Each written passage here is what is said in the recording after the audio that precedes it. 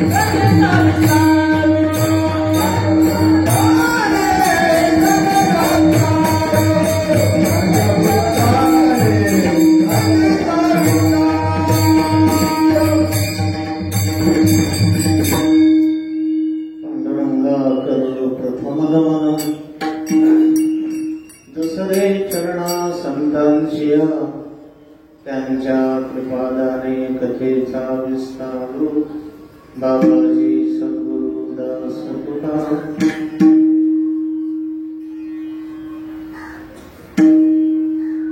आज एका श्रेष्ठ हरिभक्ताचं पुण्यस्मरण त्यांच्या पुण्यस्मरणानिमित्त आमचे श्रीकृष्णजी बोबडे गुरुजी आपण सगळेजण ओळखतात. त्यांच्या पुण्यस्मरणार्थ त्यांचे सुपुत्र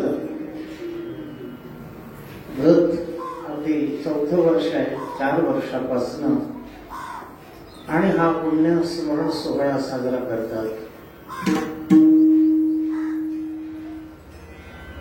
काही गोष्टी पुण्याने प्राप्त होतात.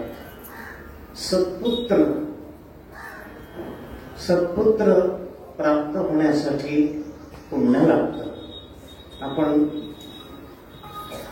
दौशरत आहात.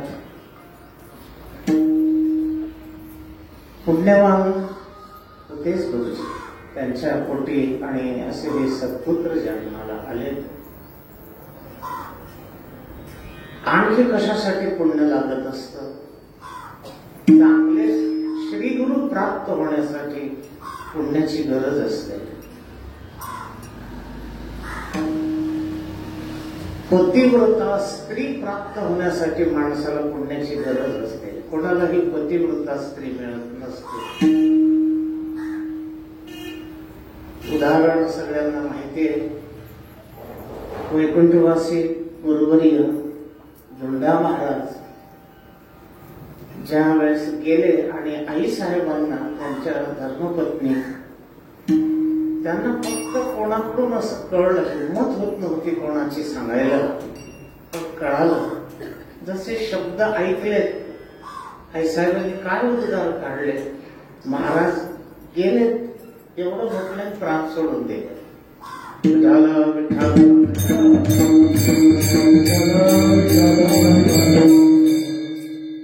पतिव्रता स्त्री प्राप्त होण्यासाठी पुण्य पाहिजे आणि चांगले पती मिळण्यासाठी सुद्धा स्त्रीजवळ पुण्य पाहिजे. विठाला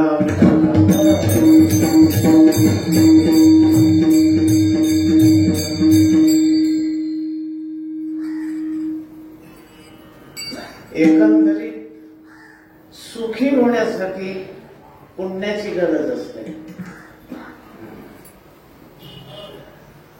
म्हणून माणसाने जास्त श्रीमंत होता आलं नाही तर काही फारसं बिघडणार नाही. आपल्या शरीराला फारसं सौंदर्य नसलं तरी चालेल, पण माणसाने पुण्यवान बनावं म्हणून संत वर्णन करतात. पुण्यवंत व्हावे, पुण्यवंत व्हावे, हे सकल जनाचे नावे, हे सकल जनाचे नावे.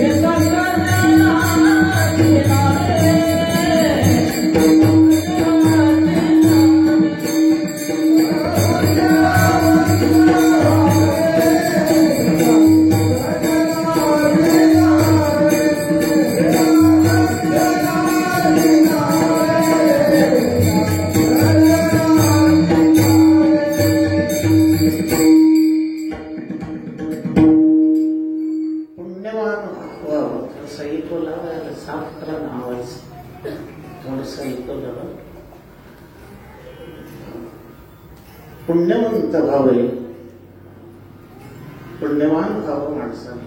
श्रीमंत नाही होता आलं, सुंदरता तर बरं देवाने जसं घडवलं तसंच असतो आपण. असो, आमचे ज्येष्ठ गुरुबंधू श्री हरिभक्तीपरायण महादेव महाराज आहेत, त्यांना नमस्कार. सर्वच महाराज मंडळी आहेत, सगळ्यांना नमस्कार. मातांना नमस्कार, नमस्कार.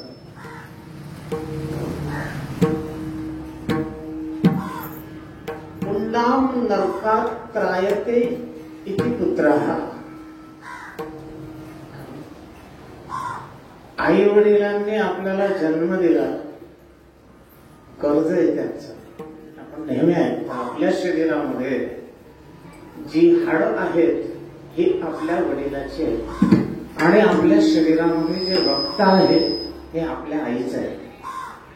म्हणून आई वडिलाचे उपकार आणि त्या उपकारातून उत्तीर्णता आपण 100 वर्ष आपल्या अंगावरची कातडी काढली आणि त्याच्या चपला बनवल्या, होतच नाही पण बनवल्या, आणि 100 वर्षपर्यंत त्यांना घालायला दिल्या, तरी त्यातून आपण पूर्ण उत्तीर्णता प्राप्त करू शकत नाही. एवढे त्यांचे उपकार असतात.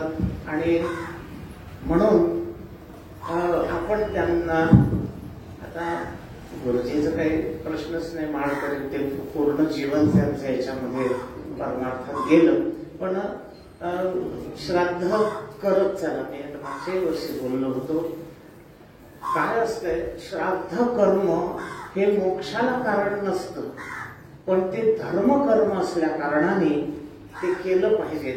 आता श्राद्ध कर्म केल्याने काय होतं, समजा आपले पूर्वज नरकाला गेले किंवा अशुभ गतीमध्ये गेले, आपल्याला त्याचं काय माहीतच नाही, न देखे काय झाले कान तरी ऐकते. म्हणून प्रत्येकाने आपल्या आई वडील म्हणा, आजी आजोबा म्हणा, यांचं श्राद्ध करत चला. आणि श्राद्धात फारसा खर्च करायचा नाही. एक वैष्णव, एक भगवत भक्त, एक सत्पात्र, एक ब्राह्मण जरी जेवला तरी तुमचं श्राद्ध जवळ झालं. किंवा काहीच नसेल तर एक हिरव्या चाऱ्याची पेंडी आणायची, गवताची म्हणा, आणि गाईला खाऊ घालायची, तरी श्राद्धाची फल होत असते. आणि शेवटी असं शास्त्र सांगतं की तुमच्या जर तीही व्यवस्था नसेल तर एकांतात जायचं आणि आपले दोन्ही हात वर करायचे आणि आपल्या पितरांना सांगायचं की मेरे पास कुछ भी नहीं है आपके लिए, आणि मग बाबा मी हात वर करून तुम्हाला फक्त नमस्कार करतो, इतकं तरी करायला पाहिजे.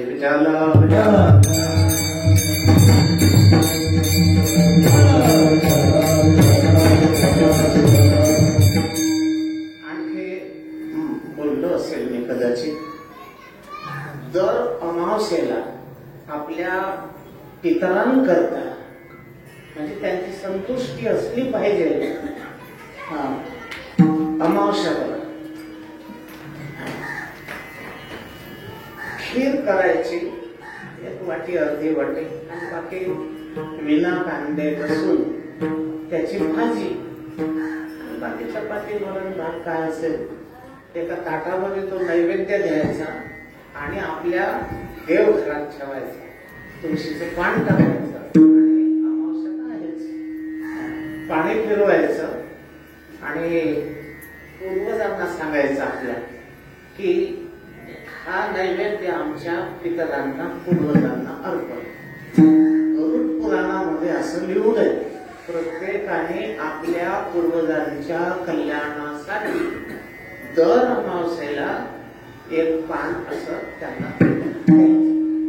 संध्याकाळी सूर्यास्त झाल्यानंतर ते पान गायला, म्हणजे ते अन्न गायला खाऊ घालायचं आणि हे प्रत्येकाने करायचं.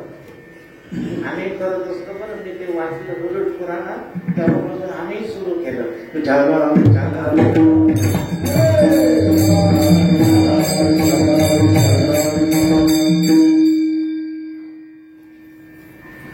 गीता पारायण केलं पाहिजे श्राद्धाच्या दिवशी. त्यांच्या नावाचा संकल्प सोडायचा की आज मी श्राद्धानिमित्ताने गीता पारायण करीत आहे आणि याचं पुण्य, आता ज्यांचं श्राद्ध आहे त्यांचं नाव घेऊन पाणी सोडायचं, तुळशीचं पाणी वगैरे. ठीक आहे, तुम्हाला गीता वाचता येत नसेल तर कोणी महाराज जरच ते नाळं घेऊन आलेले तर त्यांच्याकडनं पारायण करून घ्या. त्यांना काय द्यायचं दक्षिणा पण द्या. तुम्हाला सांगतो, दारू पिणारा कधी असेल, आता हे दारू पिणारे, मांस खाणारे, यांना अभिमान येते का शेवटच्या दिवशी? हे नरकातच जाणार आहेत. नरका जाणे तरी पापे आचरावे. एक गीता पारायणाचं पुण्य दिलं त्यांना की त्याच क्षणी ते नरकातून सुटतात आणि स्वर्गात जातात. तुम्हाला आशीर्वाद देतात. काढला आम्हाला, मी मगाशीच म्हटलं, पुन्हा नरकात त्रायते इति पुत्रः. मुलगा कोणाला म्हणतात? जो आपल्या आई वडिलाला पूर्वजातून अशुभ गतीतून काढतो. स्वर्गात जास्त दिवस त्याला राहता येत नाही आणि तो जीव परत आपल्याच कुटुंबामध्ये जन्माला येतो. पण तो सत्शील, विद्वान, परोपकारी असा असतो. समाजाचंही भलं करतो आणि स्वतःचाही उद्धार करून घेतो. त्या जन्मात तो मुक्त होतो आणि आशीर्वाद मिळतात. आणि जे लोक आपल्या पूर्वजांकरता काहीही करत नाहीत त्यांच्या कुटुंबामध्ये शांती राहत नाही. श्राद्धाधिक कर्म करणाऱ्याच्या घरी चांगली प्रजा जन्माला येत असते. वाईट वाटू नका घेऊ. म्हणून आपण आपल्या पूर्वजांकरता हे केलं पाहिजे. आणि समजा ते मोक्षाला गेले आणि आपलं कर्म चालूच आहे श्राद्ध करणं त्यांच्यासाठी, तर ते पुण्य त्यांना गरज नाही आहे. कारण मोक्ष प्राप्त झाला ते जीव काय बरोबर नाही वाजून झालं थोडंच नाही अजिबात. विठाला विठाला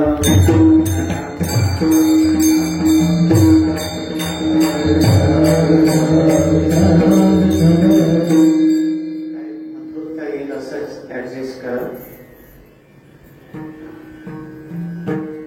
तर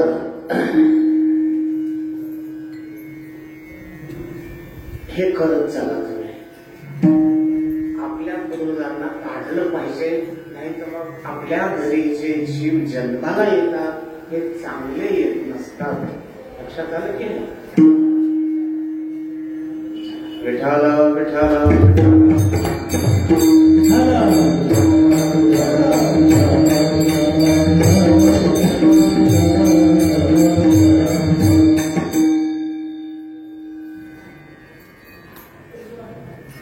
आता हे आई वडील पूर्वज गेल्यानंतरच्या गोष्टी झाल्या. ज्यांचे आई वडील जिवंत आहेत तुम्ही खूप भाग्यवान आहे. आता सध्या एक उदाहरण आठवलं मला, शिवपुराणातून तेवढं बोलतो. गणपती महाराज आणि कार्तिक स्वामी परिपूर्ण वय आलेत आणि दोघही जण अट्टहास करतात. मी आई वडिलांचं महात्म्य सांगतो बरं, कारण तुम्ही ते करावं. कीर्तन फक्त ऐकण्यासाठी नसतं. कथा कीर्तन जे असतात ना, हे आपलं जीवन पवित्र करण्यासाठी आहे. हे आरसा आहे. कुठे आपलं काही चुकतंय हे जसं आरशात बघितल्यानंतर काही कुठं आहे दाग तो कळतो, त्याप्रमाणे कथा कीर्तनात आपल्या काही चुका असल्या तर त्या आपल्याला कळत असतात. म्हणून कथा कीर्तन असं आहे, त्या दुरुस्त झाल्या पाहिजे. तसं नीट ऐकायचं. कार्तिक स्वामी आणि गणपती महाराज अट्टहास करतात आई वडिलांजवळ, शिव पार्वती जवळ, की मी पहिल्यांदा लग्न करणार, माझं लग्न पहिल्यांदा झालं पाहिजे.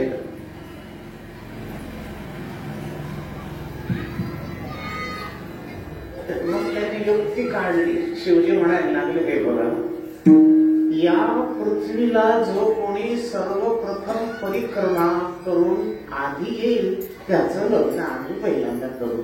कार्तिक स्वामी मोरावर बसले, पृथ्वी परिक्रमेला निघाले. गणपती महाराज मागेच राहिले, गेलेच नाही.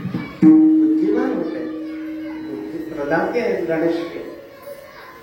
आई वडिलांना काय म्हणतात, तुम्ही खाली बसा. बसले.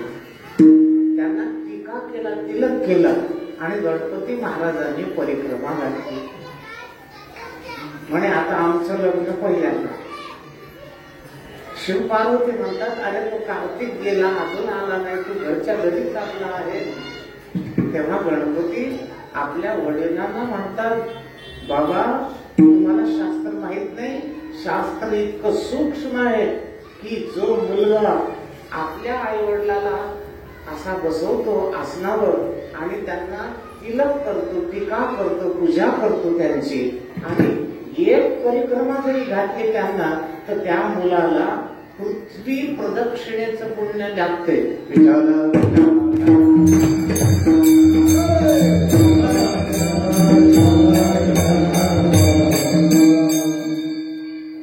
आता आई वडील पाहिजे ना त्याच्यासाठी जिवंत. म्हणून म्हटलं की ज्यांचे आई वडील जिवंत आहेत भाग्यवान. उद्यापासून आई वडिलांना बसवायचं, एक काय 7 प्रदक्षिणा घाला, किती पुण्य मिळेल. तुम्ही कुंभमेळ्याला गेला होतात का? अरे पृथ्वी परिक्रमा केली की सगळेच तीर्थ, सगळं प्रयागराज, त्या प्रयागराज मधले नागा साधू सबको परिक्रमा करने का पुण्य प्राप्त होता है. नर्मदा परिक्रमा कोणी केली का? नर्मदा परिक्रमा ते वाशिम जळगाव आहे, ते मंत्री आहेत तिथे आडनावाचे, ते म्हणायला लागले, महाराज मी 3 नर्मदा परिक्रमा केल्यात. चांगलं आहे. मग मी विचारलं, कठीण? अहो म्हणजे खूप कठीण आहे म्हणजे महाराज, 20-20 किलोमीटर जंगल लागतं म्हणजे रस्त्यात. म्हटलं मग तिथं एवढं बोलत नाही. पण म्हणे महाराज काही भीती म्हणजे भीती चिंता आहेच म्हणे महाराज. अहो म्हणे महाराज, आमच्या समोर नर्मदा परिक्रमा करीत असताना एका बाईवर वाघाने झडप घातली, गेली म्हणे ओढून. एवढं कठीण आहे सगळं. आता तुम्ही जर आई वडिलाला प्रदक्षिणा घातली तर त्याच्यामध्ये हे नर्मदा परिक्रमा ही आली आणि सगळं झालं. आता याला खूप प्रमाण म्हणून सांगतो. सकल तीर्थाचे धुरे जी का माता पिकडे या सेवेशी कीर शरीरे नक्की जे. ज्ञानोबारायांनी वर्णन करा, सगळे तीर्थ कुठे आई वडिलांजवळ. आणि आपण इतक्या चुका करतो की हे घरचं एवढं पवित्र दैवत जे इतकं पुण्य देणार आहे. आणि आता बोललो मी तुम्हाला, अरे पुण्य जितकं वाढल तुमच्या जवळ तेवढे तुम्ही सुखी व्हाल, आणि जितकं पाप वाढेल तितके आपण दुःखी होणार आहे. हा सिद्धांत आहे शास्त्राचा. पुण्याचं फळ सुख असतं आणि पापाचं फळ दुःख असतं. विचार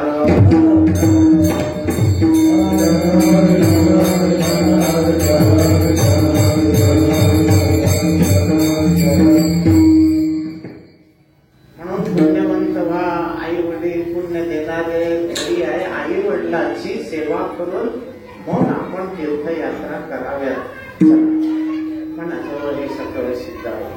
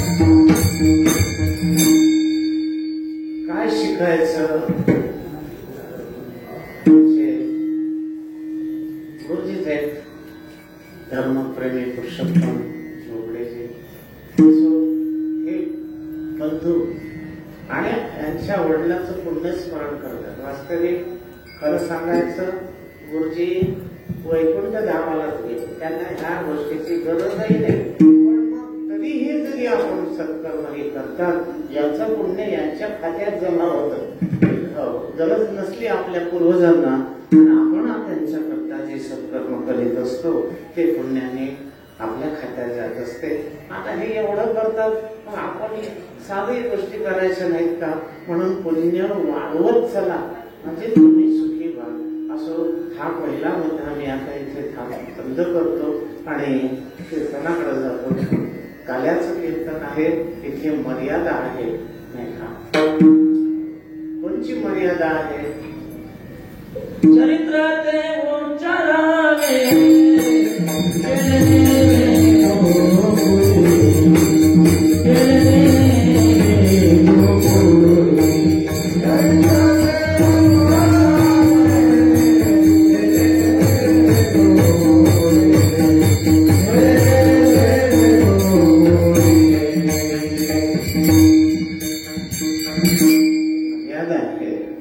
चरित्र ते उच्चारावे केले देवे गोकुळी. काल्याचा हा प्रसंग आहे. बाळक्रीडेमध्ये भगवत चरित्राचं वर्णन करणारा असा हा अभंग आहे, 3 चरणाचा. तर कोण्या चरित्राचं वर्णन करायचं? दशे चरित्र केले नारायणाने, चरित्र केले नारायणाने,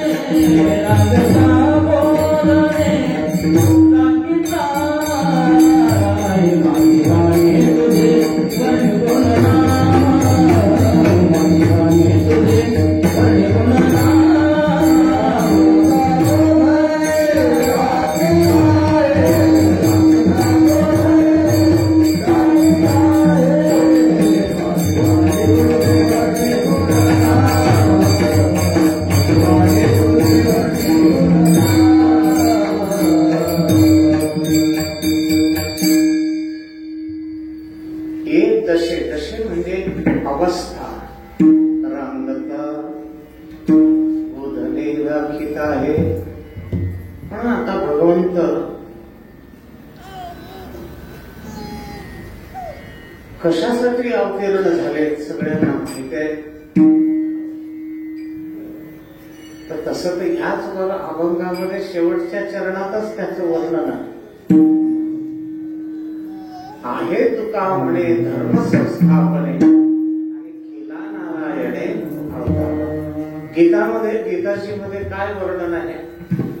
यदा यदा हि धर्मस्य ग्लानिर्भवति भारत अभ्युत्थानमधर्मस्य तदात्मानं सृजाम्यहं परित्राणाय साधूनां विनाशाय च दुष्कृतां धर्म संस्थापनार्थाय संभवामि युगे युगे.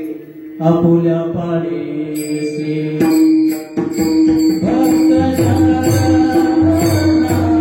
आपुल्या पाडीसी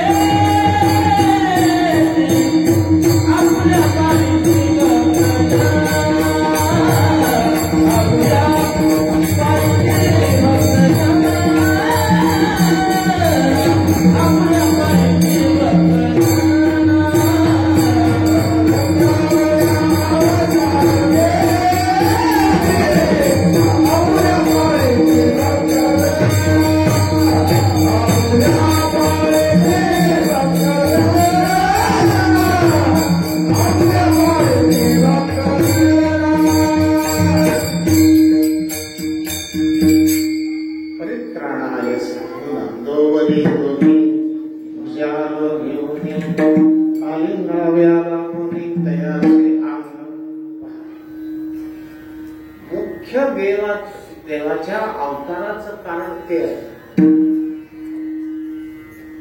दो वरी दोन्ही भुजालो घेऊनी आणि आलिंगाव्याला कोणी तयाचे अंग. देवाला गर्भवती स्त्रीला डोळे होत असतात तसे देव म्हणतात मला डोळे लागतात. तो पाहावा काय माझे डोळे, तो पाहावा माझे हेचे डोळे. आता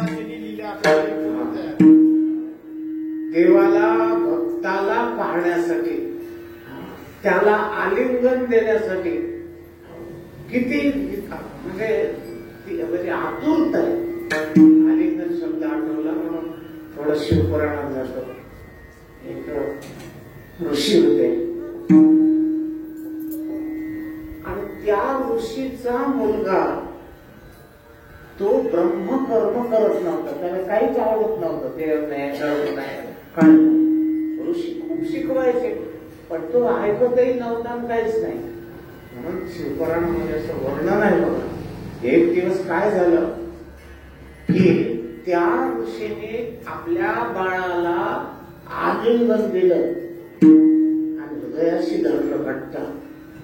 आता हे हृदयाचे ते हृदय इतका बदल झाला बघा.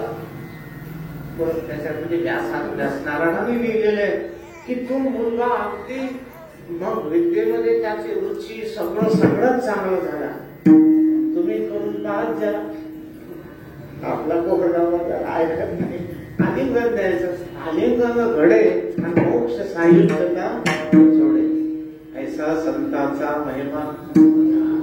ते उगीच नाही केलं, मला आलिंगन मिळालं बापरे एवढा आणि बदल होतो त्याच्यामध्ये. आलिंगन घडे आपल्या बाळाला. पूर्वीचे लोक मुलगा आला त्याला उगत होते, श्वास घेत होते त्याच्या मस्तकाचा. काहीतरी असेल ना म्हणून कदाचित हा प्रयोग तुम्ही करावा. पण तुम्ही माळ तरी पाहिजे ना. तुम्ही झाले असो.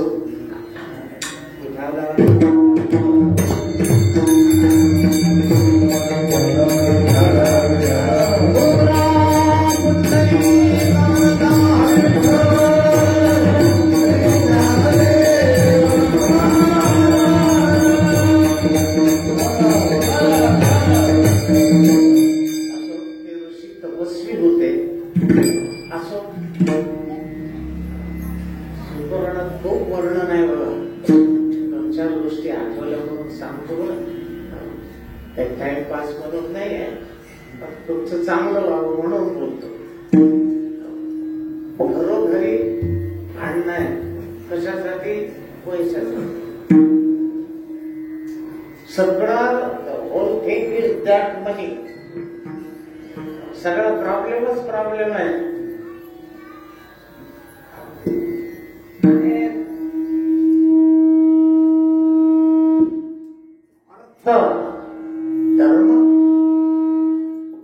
धर्म अर्थ काम आणि मोक्ष हे पुरुषार्थ आहे. त्याच्यामध्ये अर्थ म्हणजे पैसा सुद्धा पुरुषार्थ आहे. म्हणून शिवपुराणामध्ये पहिल्यांदाच लिहून आहे बघा की शिवजीचा अवतार कशासाठी आहे. शिव म्हणजे कल्याण आणि सगळ्यांचं कल्याण व्हावं याच्यासाठीच ते तप करत राहतात. आणखी बोलू का? प्रारब्ध कर्म भोगानच प्रत्येकाने संपवावं असा शास्त्राचा सिद्धांत आहे.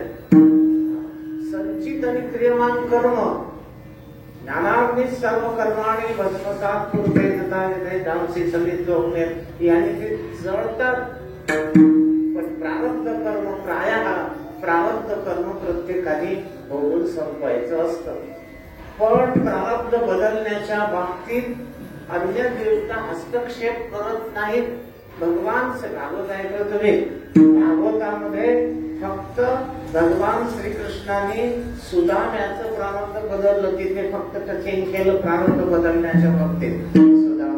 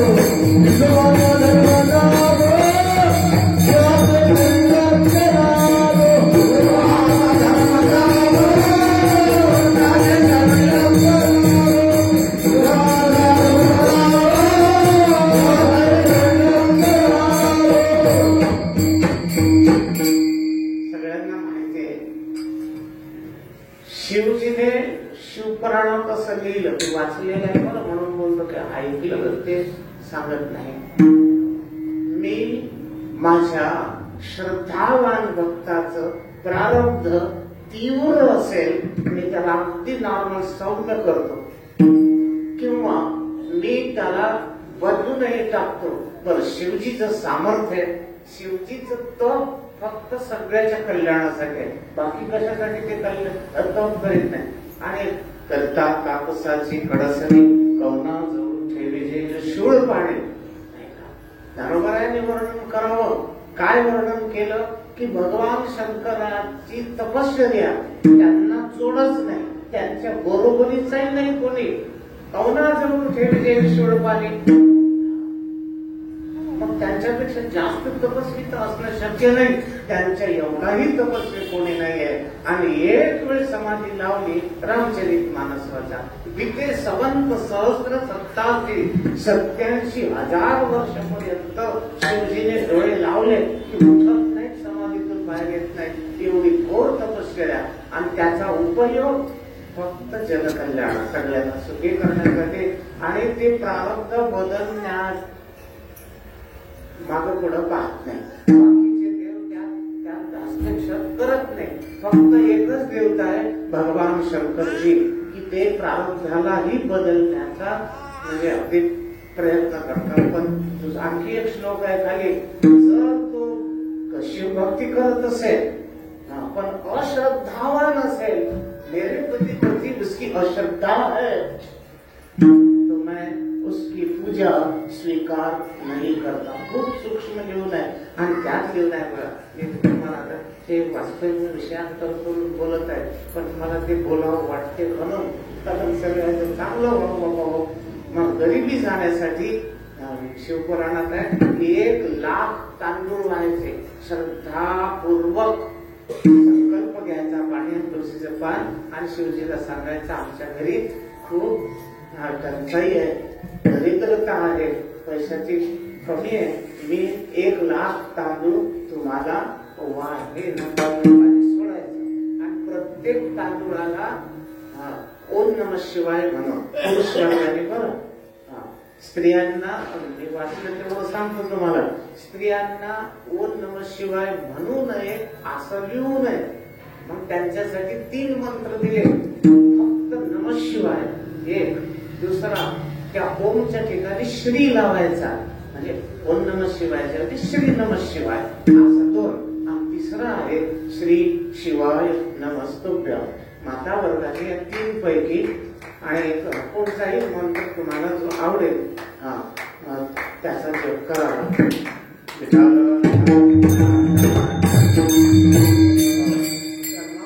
असा तुम्ही पहा, म्हणजे आंडे म्हणून नाही जमत बरं, नाही म्हणून आंडे कातळाचा तसं नाही, असे व्हायचे. एकाच दिवशी व्हायचे का लागू द्या ना, 8 दिवस लागो, 15 दिवस, महिना लागो, 2 महिने लागो, ते व्हायचे. आणि मग जेवढे आलाय वाटते खाला मला उशीर झाला आज करो, म्हणजे माझा जरा थोडासा अभिषेक होता. आणि रस्त्याने जरा माकडानं उडी मारली गाडीवर आमच्या, ट्रान्सपोर्ट टाकला पुढचा गेला, काही जास्त झालं नाही, फोडला त्या माकडाने. त्याला माकडाला काही झालं नाही, तिथेही आमची त्या अपघात असो जाऊ द्या. सांगू का नाही खाल्ला कसा संपट, पण तुमच्या फायद्याचा आहे सांगून टाकतो. गरिबी जाण्याकरता 1,00,000 तांदूळ, त्याच्यापेक्षा जास्त श्रीमंती कोणाला पाहिजे असेल त्यांनी 1,00,000 बिल्वपत्र अर्पण करायचे, मंत्र उच्चार. हे तांदूळाचं सांगतो, ते वाहले आपण परत मोजायचं ते सांगतो, पूजा कुठं सांगून टाकतो. 1,000 मोजा फक्त तांदूळ बासमती लांबला मोठे, त्याचं माप करायचं वाटीचं. त्या वाटीत किती तांदूळ आहे? 1,000. तशा 100 वाट्या मोजायच्या, एका डब्यात टाकायचे, ते झाले 1,00,000. मग डबल तुम्हाला आता मोजायचं काम नाही, जेवढे व्हायचे तेवढे घ्यायचे आणि मंत्र म्हणून शिवपिंडीवर घरातच व्हायचे, आपल्या शिवपिंड असतेच घरी. आणि मग ते तांदूळ काढायचे, दुसऱ्या डब्यात ठेवायचे, आणि पूर्ण वाहून झाले की मग एक तर तुम्ही रामनाला द्या, नाही तर प्रसाद म्हणून पंगत काय असेल जेवू घाला कोणाला. झालं. जे बिमार राहतात नेहमी, म्हातारे नाही बरं, ते म्हाताऱ्याचं सुंदर नाव आहे ते आता काय काय म्हणतात, तरुण अवस्था आहे, खूप बिमार आहे, तुझे नेहमी स्वास्थ्य बिघडते. त्यांनी 1,00,000 उडीद व्हायचे. काय व्हायचे? प्रत्येक उडदाला मंत्र म्हणावं लागते बरं, पुरुषांना बाकी ठीक आहे. आणखी लग्न कोणाकोणाचे होत नाही त्यांनी 1,00,000 मोगऱ्याचे फुलं व्हायचे. मुलीला चांगला पती किंवा लग्न होत नसेल तिला 1,00,000 मोगऱ्याचे फुलं व्हायचे. ज्यांना मुलबाळ होत नाही त्यांनी 1,00,000 धोत्र्याचे फुलं व्हायचे. धोत्रा माहिती आहे की नाही? ते लांब पांढरे, ते 1,00,000 फुलं हाता कुठून मार्केटमध्ये भेटत नाही, अर्धा एकर पेरायला लागते असं. पण ते लिहून आहे धतुरे की एक फुल असे. चला आणखी काय? बाबाईने विचारलं म्हणे, महाराज आमचे पती खूप रागीट आहे, ते नाही बाबा लिहून म्हणे त्याच्यात आहे बरं. आपले शत्रू कोणचे आहेत खरे? काम, क्रोध, लोभ, मोह हे सगळे आत बसून आहे. कुठलेही विकार आंतरिक शत्रूचा नाश करण्यासाठी मोहरीचे दाणे व्हायचे. कोणतीची मोहरी? सरसों के बीज ते वाहल्याने मग संकल्प घ्यायचा, माझे पती खूप क्रोधी आहेत, त्यांचा क्रोध कमी व्हावा याकरता हे भोलेनाथ बाबा आम्ही तुम्हाला मोहरी वाहू, संकल्प सोडा, करून पहा. तर मी लिहिलेलं आहे का हे व्यासान लिहिलेलं? बरं, मी काही तुम्हाला सकाम भक्ती शिकवत आहे का? नाही, हे इमर्जन्सी आहे. लोक आत्महत्या करतात, मग त्याच्यापेक्षा हे बरं आहे का? आत्महत्या करण्यापेक्षा हे करा. कारण शेवटी देवाने गीतेमध्ये 4 भक्त सांगितले. चतुर्विधा भजन्ते माम जना सुकृतिनो जना जिज्ञासुरर्थार्थी ज्ञानीचे भक्तर्षभ. त्याच्यामध्ये अर्थार्थी जो आहे त्यालाही भक्तच म्हटलेलं आहे, म्हणून काही हरकत नाही करा. आणि तुम्हाला शेवटचं सांगतो, आपल्यावर आणीबाणी असे प्रसंग आले तर आपण शिवजीचं हे केलं तर काही वाईट नाही. देवावर संकट आलं तर देवही तेच करतात. मान त्या समुद्र मंथन केलं आणि त्यातून निघालं विष, आणि कोणाचीच ताकद नव्हती की ते विष काय प्यायचे. ते इतकं उग्र होतं विष की ब्रह्मांड जळून टाकेल, इतकी उग्रता तीव्रता होते. आणि मग सगळे शंकराकडे गेले इमर्जन्सी, म्हणजे बाबा आता काहीतरी करा तुम्ही. शेवटी शिवजीकडे गेले.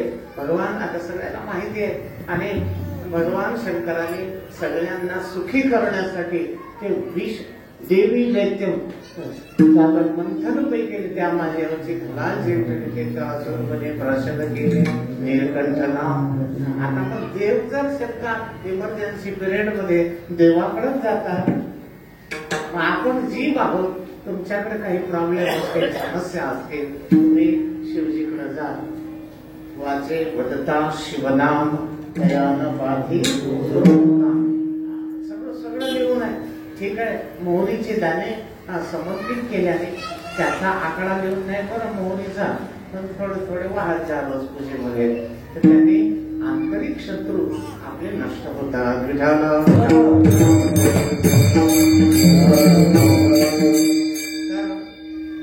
बरं, बाकीचे सगळे अवतार आहेत, शंकरजीचा अवतार नाही. मग त्यांचा अवतार तर सगळ्याचं कल्याणच आहे. कसं?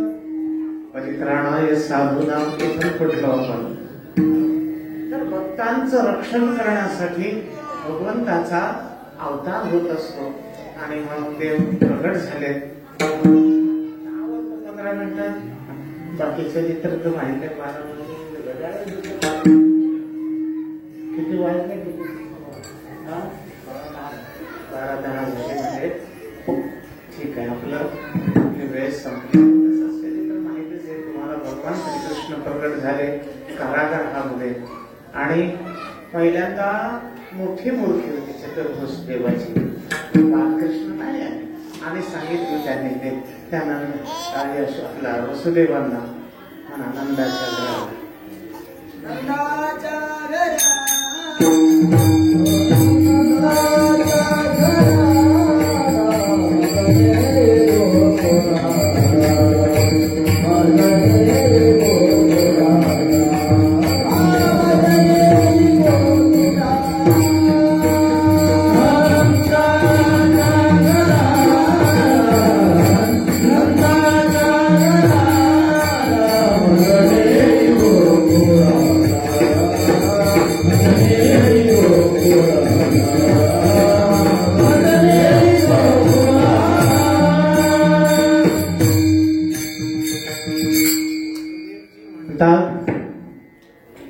देवा तुम्हाला न्यायचं आहे तिथे. अहो पण बेड्या साखळ दांडाने बांधलेलं म्हणजे तुम्ही चिंता करायची नाही. कुलप लागलेले आहेत, कारागृह बंद आहे, मोठमोठे कुलप वगैरे, पण ते म्हणतात ते काही करायची चिंता करायची नाही. मी सांगितलं की तिथे माझी माया उत्पन्न झाली मुलीच्या रूपामध्ये, तिला इथे आणा, मला तिथे न्या. माया उपजली तिथे वगैरे सगळं चला. भगवंतांनी बाल स्वरूप एका टोपलीमध्ये धारण केलं. अद्भुत स्वरूप भगवंताचं. घुसत घुसत आणि वसुदेवजी गेले, देवाच्या चरणाला स्पर्श केला की बंधनं तुटले.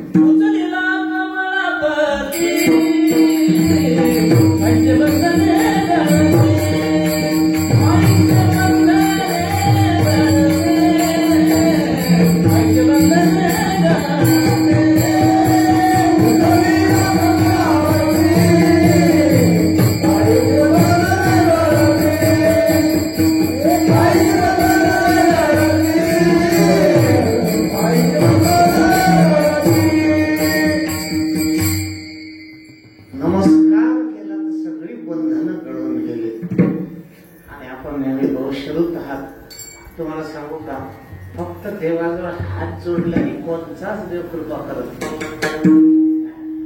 हात हे क्रियाशक्तीचं प्रतीक आहे. आपण हे क्रिया करतो, कर्म करतो. ज्या वेळेला देवाचा प्रतिज्ञा करायची असते, देवा या हाताने चुका केल्या, तंबाखू चोरला, याच्यावर दारूच्या शिशा घेतल्या, या हात जिथे जाऊ नये तिथे स्पर्श केला, याने पाप केलं, आता मी या हाताने कोणचं पाप करणार नाही ही कबुली म्हणजे देवाजवळ नमस्कार असतो.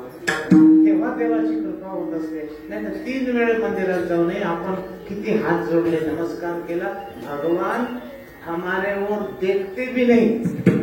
देव म्हणतात मला जे अपेक्षित आहे ते तू करत नाही. हा निस्ता इथं येऊन हात जोडतो आणि डोकं टेकवतो. डोकं टेकवण्याच्या पाठीमागं तुम्ही ऐकलेलं आहे सगळं. डोक्यामध्ये मन बुद्धी. देवा आजपर्यंत ह्या मन बुद्धीने फक्त संसाराचं चिंतन केलं. बंधनाला कारण दृश्य जगत नाही, आपल्या मनामध्ये बसलेला संसार म्हणा, वासना म्हणा, त्या कारणीभूत असतात.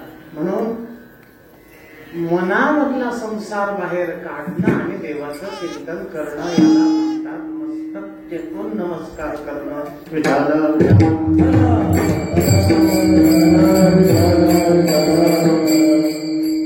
देवाला डोक्यावर घेतलं, याचा अर्थ मयेव मन आधत्स्व मयी बुद्धी निवेश निवससी मयेव भक्तपूर्वक संशयाः. मन हे मीची करी माझ्या वजनी प्रेम, असं सगळं आहे भाग. आणि मग कारागृहाजवळ गेले, आपोआप ते कुलप कळले, दरवाजा मोकळा झाला. याला म्हणतात तेने मुक्तीचारी, मुक्तीरूपी दरवाजा उघडतो. पण ह्या गोष्टी आपण करत नाही, आपण फक्त बाह्य शरीराने आणि हे करत राहतो. नाही, तसा भाग नाहीच तो. चला आता पुष्कळचा भाग आहे, तिथं गेले, त्या बालिकेला बाजूला केलं, कृष्णाला ठेवलं, तिला घेतलं, वापस आले. आश्चर्य काय झालं माहित होता, परत कुलप लागले, साखळ दाट, बंधन तसेच्या तसे. देवाला डोक्यावर घेतलं तर बंधन तुटले आणि देवाला काढून टाकलं, मायेला डोक्यावर घेतलं म्हणजे डोक्यात पूर्ण माया बसो, संसाराचं चिंतन होणार, बंधन बंधन सुटलं. मन एव मनुष्यानां कारणं बंधमोक्षयोः. शास्त्र बरोबरच सांगतं सगळं. बंधनाला आणि मुक्तीला कारण मन आहे. हे त्या चरित्रात आपल्याला अगदी प्रत्यक्ष दिसतं. असो आणि भगवान तिथे गेले वगैरे जन्मोत्सव झाला आणि भगवान थोडे मोठे झाले. मोठे झाल्यानंतर बालमित्र जमवले प्रभूने आणि अनेक प्रकारच्या लीला केल्या. त्या लीला भरपूर आहेत. पूतनावधाची लीला आहे. वेळ कमी आहे आपल्या जवळ. उशिरा आलो म्हणा. असो चला. तर भगवान श्रीकृष्णाने चौर्य कर्म केले. यशोदेला खरं वाटत नव्हतं. त्या गोपिका तक्रार घेऊन यायच्या. नाही म्हणे माझा बाळ तसा नाहीये. पुराव्यासहित आता तुम्ही कथा खूप मोठमोठ्या आहेत. पुराव्यासहित आणलं. तिला अनुभूती आली. घरी सुद्धा यशोदेला एक वेळ अनुभूती आली. आणि म्हणे कृष्णा थोडसा इथे हे लोण्याचा गोळा आहे पा भांड्यामध्ये मी काय काम असेल थोडस येते म्हणे जाऊ. भगवान कृष्ण बसले. खाल्लं लोणी. यशोदा मैया आल्या आणि आल्यानंतर विचारलं कारण म्हणे तुला राखायला ठेवलं तर खायला सांगितलं. देवाला प्रसाद म्हणून हे लोणी द्यायचं तू उष्ट करून टाकलं. तो का खाल्लं म्हणे लोणी. नाही बोले मैया मक्खी आगे माशी बसली होती म्हणे त्याच्यावर खाणायला गेलो म्हणे तर ते लागून ओठायला लागलं म्हणे. खाल्लं नाही. चतुरापूर शेलो म्हणे असं नाही. यशोधीला अनुभूती आली पुष्कळशी आणि अशा प्रकारचे आहे. षट्टाश्वराच्या मुलाची कथा आहे. यमलार्जुन शिष्य आहे त्यांच्या उद्धाराची कथा आहे. यमलार्जुन कुबेर पुत्र होते. शापित झाले नारदाकडून. का पहिली चूक त्यांनी केली व दारू प्याले.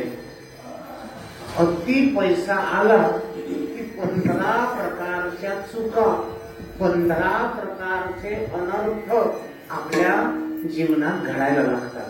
स्थेयम हिंसा अनृतम दम काम क्रोध स्मयो मदः भेदो वेदम अविश्वास स्पर्धा व्यसनानि च.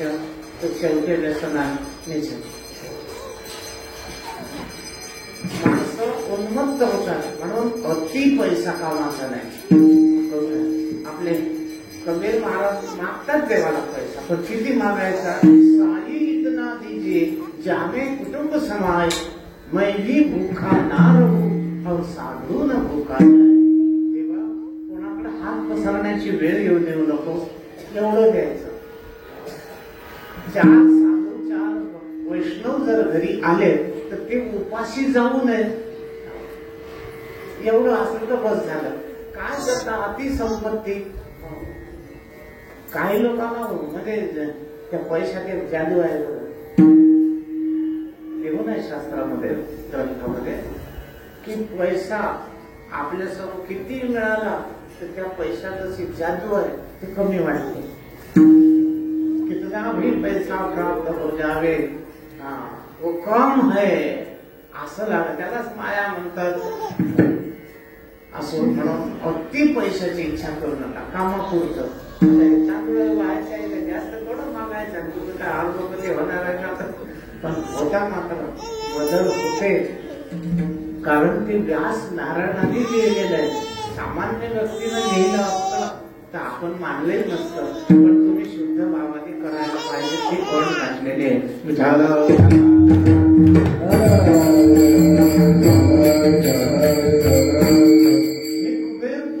अतिसंपत्ती प्राप्त झाल्या कारणाने आणि अतिसंपत्ती आली की माणसाचा विवेक नष्ट होतो. माणूस तो नष्ट होत असतो. म्हणून पैसा काही एवढं चांगलं नाहीये. असो दारू प्याले. मग त्या अप्सराला शोधलं आणि अप्सराला घेऊन मंदाकिनी तीर्थात गेले. पण कसे स्नान करायला लागले. वस्त्र रहित होऊन पूर्ण कपडे काढले. कुबेराचे मुलं दारू घेऊन उन्मत्त होऊन तीर्थात गेले. आपण सगळं भागवत ऐकलेलं आहे. माणसाने किंवा स्त्रियांनी कधीच वस्त्ररहित होऊन स्नान करायचं नसते, अजिबातच नाही. चला, कारण काय ग्रंथात लिहून आहे, जी स्त्री वस्त्ररहित होऊन स्नान करेल तिला वैधव्य येते. आणखी विधवा कोणची स्त्री होते, पती बरोबर नेहमी भांडण करणाऱ्या. इथं आहे का बाबा कोणी उद्यापासून भांडत जाऊ नका. भांडल्यानं पती चांगले होत नाही. पती चांगले होण्यासाठी तुम्हाला धर्माचाच आश्रय करावा लागेल. धर्मो रक्षती रक्षिताः. ते 8व्या वर्षी पुराणात सांगतो. ज्या पती पत्नीचं पटत नाही त्यांनी दुधात साखर टाकून अभिषेक करा शिवजीचा. ते शिवसहस्त्रनाम घेतलं का नाही सांगू बाबा. 10-20 रुपये रोज वाचायचं ते. अहो काय सांगू तुम्हाला, शिवभक्ती काय झालं.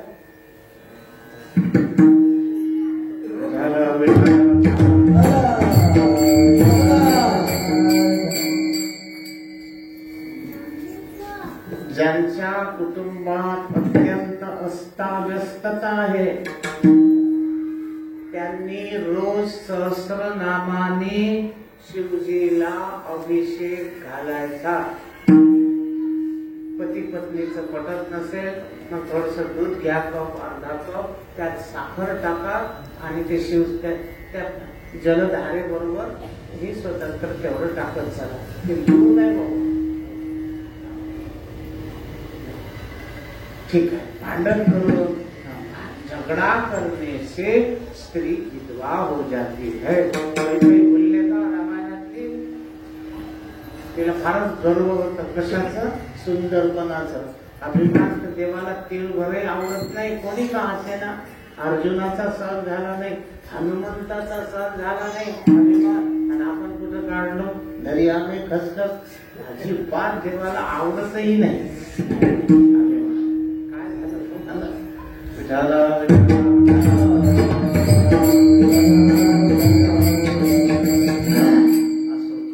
वेळ होत आहे म्हणून भगवंतानी पुष्कळशा वृक्ष श्याम वगैरे झाड झाले.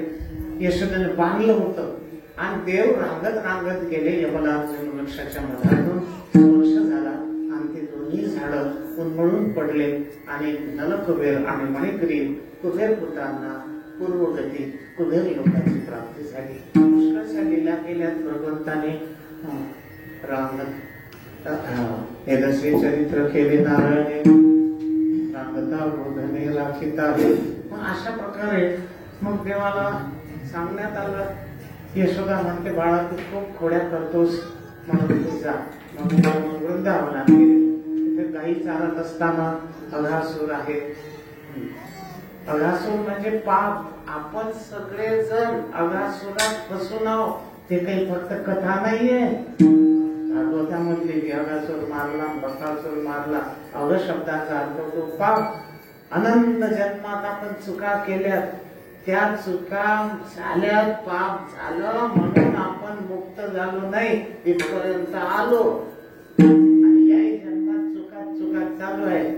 म्हणून माणसाने मृत्यू येण्याच्या आत अघासूर जो आहे त्याला आपण नष्ट केलं पाहिजे. सगळे कर्म जाळून टाकता येतात.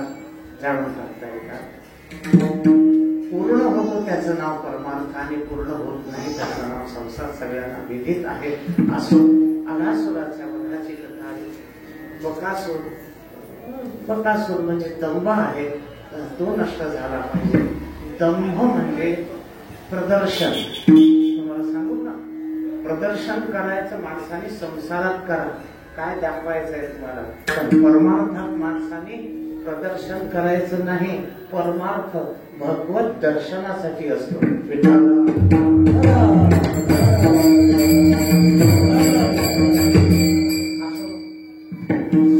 कलंबासूर, धेनुकासूर वगैरे कालिया नागाची कथा आणि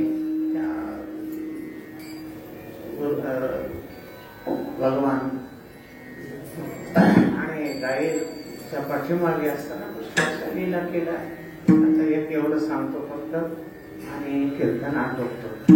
कालिया मर्दनी त्या प्रसंगामध्येच आहे. कालिया आपलं मन आहे त्याचं मर्दन करायचं आहे आणि हा डोह हा शुद्ध करायचा आहे. बसायचं असलं आपल्याला आपण जागा साफ करूनच बसतो, धुळीत बसत नाही. परमात्म्याला इथे प्रगट करायचं आहे, निर्गुण परमात्म्याला, तर ते शुद्ध पाहिजे. ते झालं अगदी विषय रूपी विषयाने मलिन झालेले, म्हणून त्याला शुद्ध करण्यासाठी आणि आपण मर्दन केलं पाहिजे. मर्दन कुठे होत असते? सत्संगामध्ये. बिनु सत्संग विवेक न होई, तर ते त्याला असं शुद्ध करायचं. त्या कालियाचं थोडं वर्णन आहे बघा. तो भगवंताची स्तुती वगैरे केली. अहम खलाहा, ते 2 मिनिटात बोलतो आणि कीर्तन आवडतो.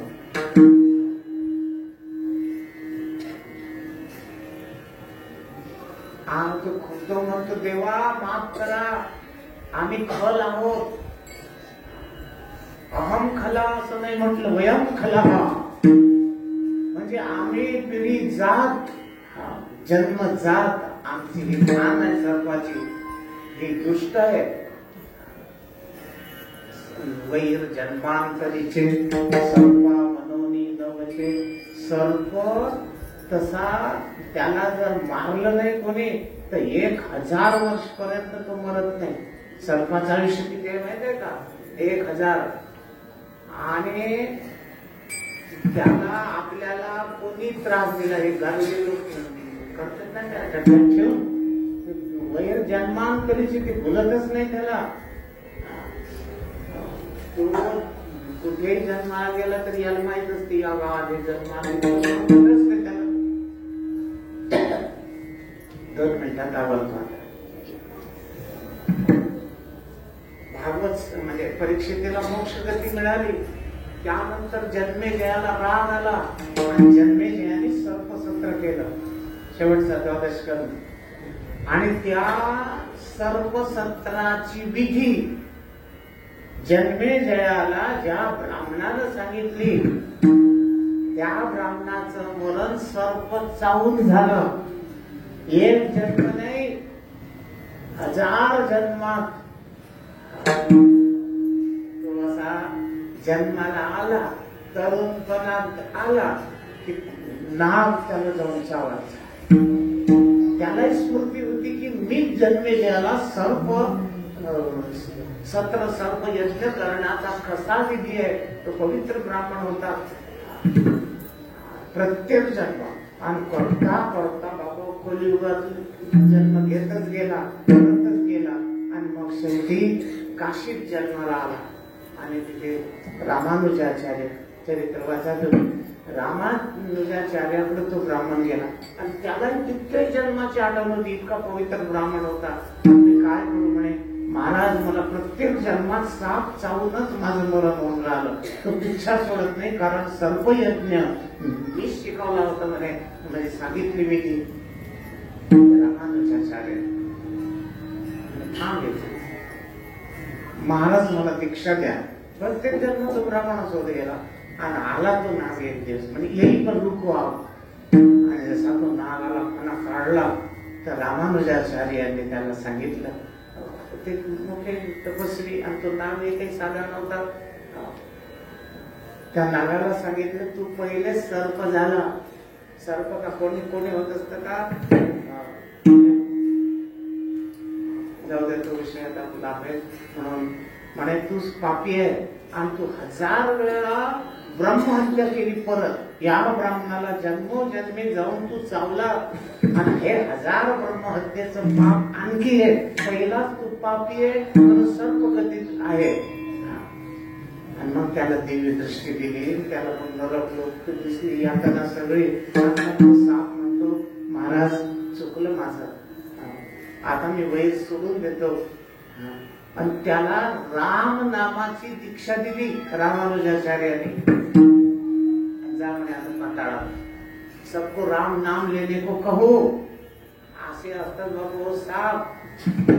महाभारतात एक मंत्र आहे, आधी पर्वामध्ये सुरुवातीलाच आहे की तो मंत्र जर सकाळी एक वेळ संध्याकाळी एक वेळ वाचला की त्याला सर्पापासून भय राहत नाही. आहे ना तो असितम चार्तिकम तच्च सुनितम चापी हस्करे दिवावा यदिवा रात्र नास्य सर्प भयम भवेत. हा मंत्र म्हटला तुम्हाला सर्पापासून भय राहणार नाही. ठीक आहे, तुम्ही म्हणाल महाराज आम्ही तर बरेच मारले हो सर्व, आमचं काय काहीच होत नाही. ते काय त्यांच्या दया करायला पुरते का ते बिनची सर्प, त्याचं काही नाही एवढा लोड. फक्त काय आहे ते हुकून जर गेला मग ते बरोबर ध्यानात ठेवते तुम्हाला. डंडा मार दिया और बच गया और चला गया ते वैर्जन्मांतरीचे सर्पा मनवनी न वचे. असो जाऊ द्या. कालिया मर्दनाबद्दल बोललो तेव्हाने तर त्यानं त्याचा स्वभाव सांगितला. देवाला आम्ही असे दुष्ट अंखला जन्मजात म्हणून आम्हाला क्षमा करावी तुम्ही. कालियाला भगवंताने आज्ञा केली की तुम्ही रमणक द्वीपामध्ये जा. आपल्याला सांगितलं या कालियाला सत्संग रूपी द्वीपाज्ञा. अशा प्रकारे पुष्कळ परमात्म्याच्या लीला आहेत, पुढे केल्या देवाने. आणि मग हे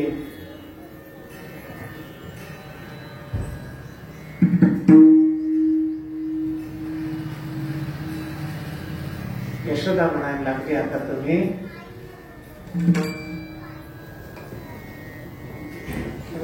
वनात पाठवलं आणि देवाने मग हाही पुष्कळ करतात, पुष्कळच्या लीला आहे म्हणून दुसरं चरण त्याच्यात वर्णन केलं.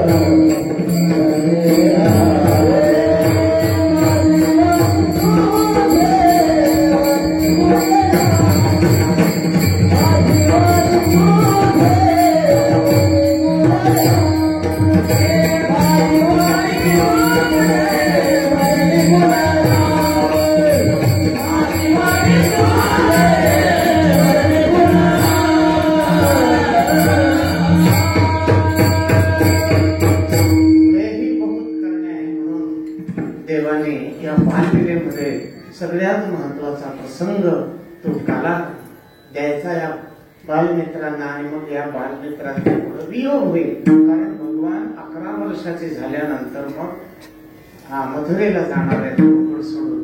आणि म्हणून तो प्रसाद, काल्याचा प्रसाद, एक दिवस देवाच्या मनात आलं काही चालत असताना की यांना प्रसाद द्यावा. म्हणून तो प्रसंग सगळ्यांच्या शिदोऱ्या एकत्रित केल्या, वर्तुळाकार आहेत सगळेजण.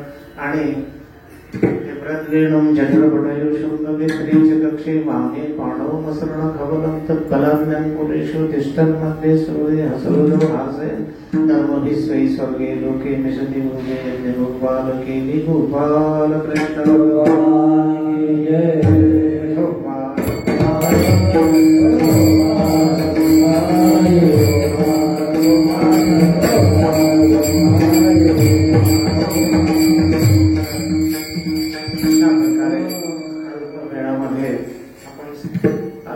चिंतन या भंगाचं आपण केलेलं आहे. त्यानंतर काल्याचा प्रसाद सगळ्या बालमित्रांना दिला प्रसाद. आणि या 7 दिवस इथे गाथा पारायण वगैरे कीर्तन झालीत. आज हा शेवटचा मंगलमय प्रसंग काल्याचा, तोच प्रसाद इथे आता सगळ्यांना मिळेल. माऊलीचं भजन करू. ज्ञानेश्वर